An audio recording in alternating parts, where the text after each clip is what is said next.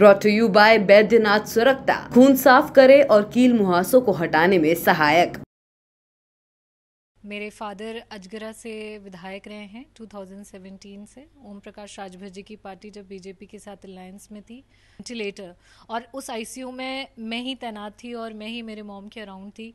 तो उस समय मैंने बहुत नज़दीकी से देखा कि जो हेल्थ का सिस्टम था देश का बड़ा ही विकट स्थिति में था, बिकॉज बेसिक मेडिसिन भी अवेलेबल नहीं हो पा रही थी। साथ ही साथ बहुत सारी मेडिसिन थी जो कि ब्लैक में मिल रही थी। ऑक्सीजन की कमी होती जा रही थी, वेंटिलेटर्स की कमी थी, बेड्स की कमी थी। So that made me feel कि आज ये सारी चीज़ें क्यों हो रही हैं। शॉर्ट में एक मैसेज दिया था कि अल्लाह कहो या राम तेरा नाम एक है, गीता कुरान ग्रंथ का पैगाम एक है। मुस्लिम ने तेरे नाम से मस्जिद बना लिया, हिंदू ने राम नाम से मंदिर सजा लिया। गिरजा हो या गुरुद्वारा तेरा धाम एक है, गीता कुरान ग्रंथ का पैगाम एक है। नमस्कार, मैं हूं अनिल भारद्वाज। सहारनपुर से आज हमारे साथ में विधायक रागिनी जी हैं। रागिनी जी से के बारे में आपने सुना ही होगा। इन्होंने अभी पिछले दिनों विधानसभा में काफ़ी ज़बरदस्त अपनी स्पीच के कारण चर्चाओं में बनी रही, जिसकी वजह से इनका वीडियो भी वायरल हुआ। तो आज हम रागिनी जी से जानते हैं कि रागिनी जी हैं कौन, आखिर रागिनी जी हैं कौन। रागिनी जी, आप अपने बारे में बताइए कि रागिनी क्या है बेसिकली। हाँ, हेलो यूपी।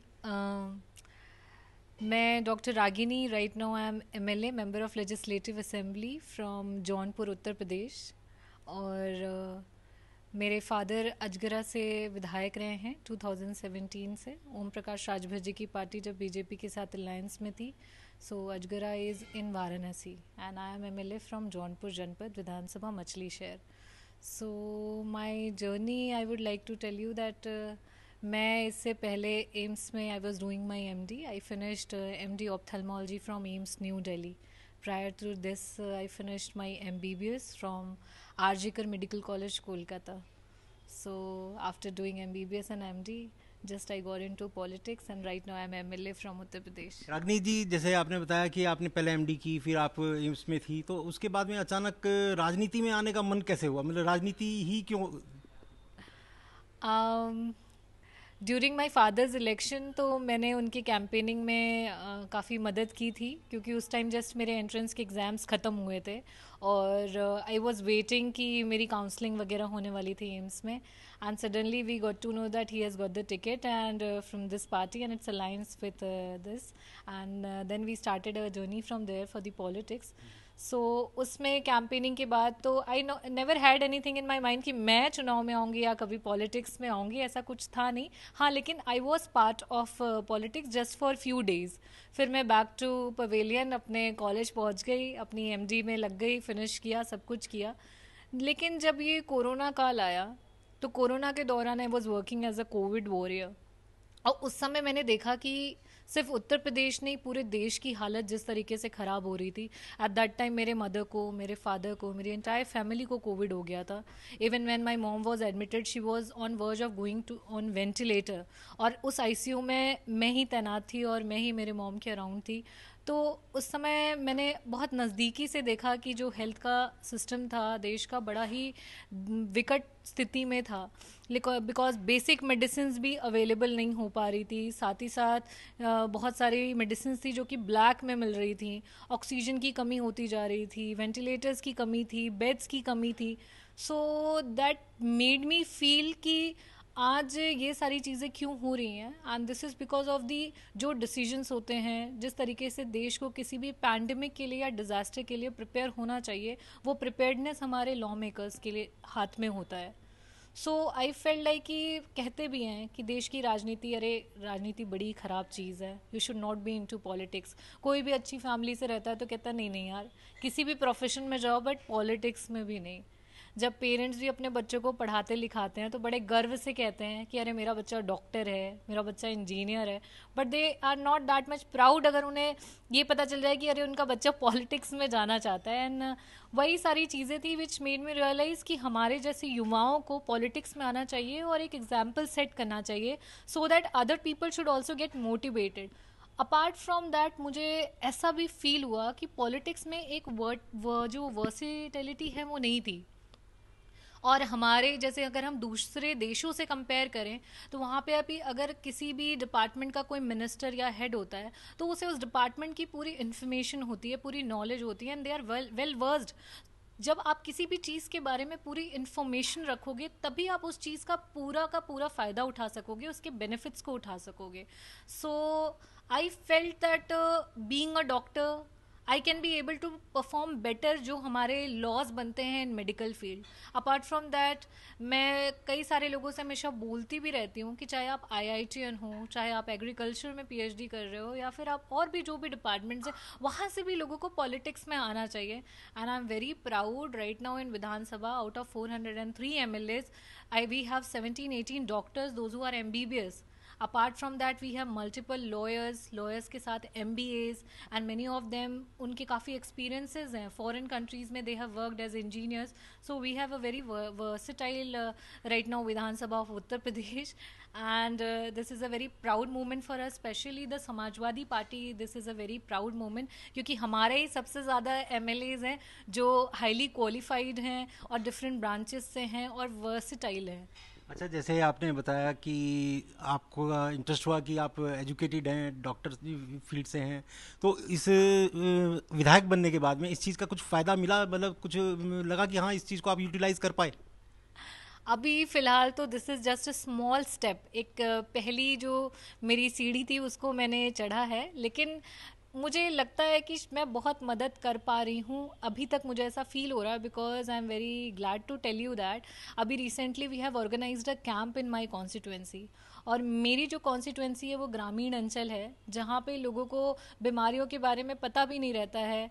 और वहाँ पे जब हमने कैंप कराया more than 1000 people they participated, and in those 1000 कितने सारे थे जो न्यू डायबिटिक थे, जिन्हें लगता था कि वो बिल्कुल हेल्दी हैं, उन्हें कोई बीमारी नहीं है, किसी भी प्रकार की कोई दिक्कत नहीं है। लेकिन जब हमने उनका रैंडम शुगर चेक किया और बाकी सारे टेस्ट और हिस्ट्रीज ली तो पता चला they were suffering from some of the other systemic illnesses.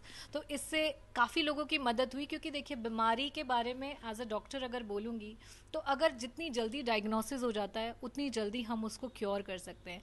And apart from that आज के सिनेरियो में जो सरकार की भी जिम्मेदारी है to spread awareness about all diseases, क्योंकि आज मैं अगर देखती हूँ तो कैंप्स तो बिल्कुल निल हैं। We don't have health camps in Uttar Pradesh.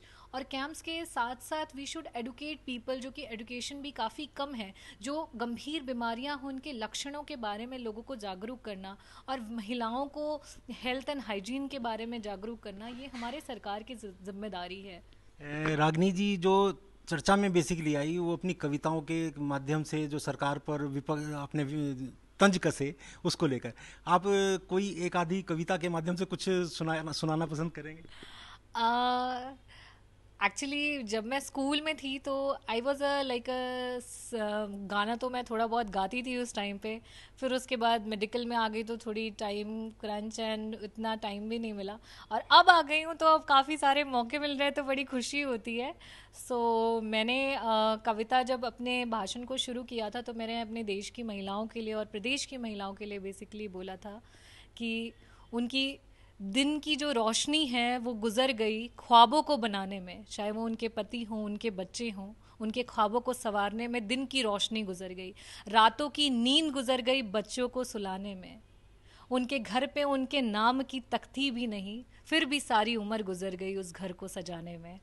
So these are the small things with which I can relate whenever I go to my field, और वहाँ की जो महिलाएं उनसे मिलती हूँ और बातें करती हूँ, तो ये सारी चीज़ें हैं जो मेरे दिल के भाव होते हैं निकल कर के आते हैं और मैं उसे एक्सप्रेस करती हूँ। इसके अलावा कोई और एक जो ऐसी महत्वपूर्ण कविता रही हो जिसको लेकर मतलब आप कभी चर्चाओं में रही हो, या आपके दिल की आवाज़ कुछ इस तरह की? इसके अलावा अभी मुझे एक पुणे में अवार्ड सेशन था, वहाँ पे भी मैं गई थी तो मुझे मौका मिला।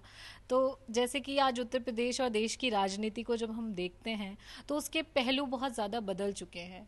हम विकास की बात नहीं करते हैं, हम युवाओं के रोज़गार की बात नहीं करते हैं, महंगाई की बात नहीं करते हैं। हम सिर्फ़ और सिर्फ बात अगर करते हैं तो पार्टीशन की, चाहे वो जाति के हो या धर्म का हो। आज सिर्फ जो भी लड़ाई चल रही है वो जाति और धर्म की लड़ाई चल रही है।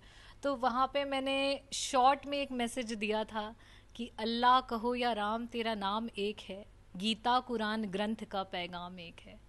मुस्लिम ने तेरे नाम से मस्जिद बना लिया, हिंदू ने राम नाम से मंदिर सजा लिया। गिरजा हो या गुरुद्वारा तेरा धाम एक है, गीता कुरान ग्रंथ का पैगाम एक है। क्या बात है, बहुत अच्छा। रागनी जी, एक सवाल और पूछना चाहूँगा कि आपके परिवार में बेसिकली कौन कौन है, मतलब, और आप जब छोटी थी क्या तब आपने, क्योंकि आपने तो आपका टारगेट हमेशा रहा है कि आप मेडिकल की तरफ बढ़ें, तो क्या उस वक्त कभी सोचा था कि आप मतलब राजनीति में भी जाएंगी? और परिवार में आपके कौन कौन है? मेरी बहुत छोटी सी फैमिली है, जॉइंट फैमिली है। मेरे फादर, दे आर 2 ब्रदर्स। मेरे चाचू हैं सहारनपुर में। अभी आप इसीलिए इंटरव्यू ले रहे हैं क्योंकि मैं अपने चाचू के घर आई हुई हूँ। So my father was MLA in the last 10 year. मेरे चाचू इनकम टैक्स डिपार्टमेंट में हैं।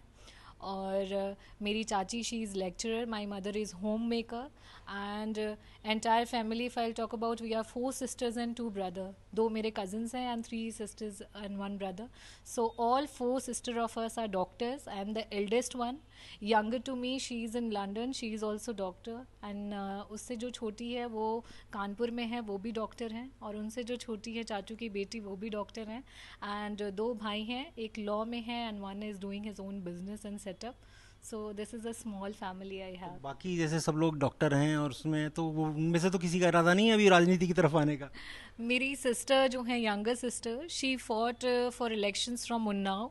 She is also very like, she is a social activist, and वो भी काफ़ी समाज के लिए काम करती रही हैं, और इस बार उन्होंने उन्नाव से कंटेस्ट भी किया था। Unfortunately she lost, but 2 of us are into politics right now.